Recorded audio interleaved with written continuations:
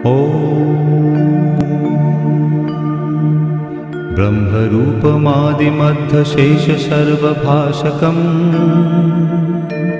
भावषट्कहीनरूपनित्यसत्तमध्ययम्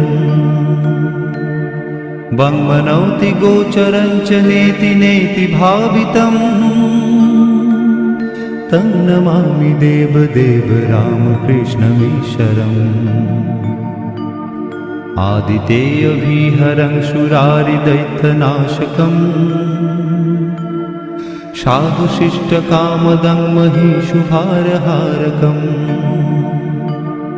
सत्मरूपतत्तकं युगे युगे च दर्शितम् तं नमामि देवदेव रामकृष्णमीश्वरम् सर्वभूतशर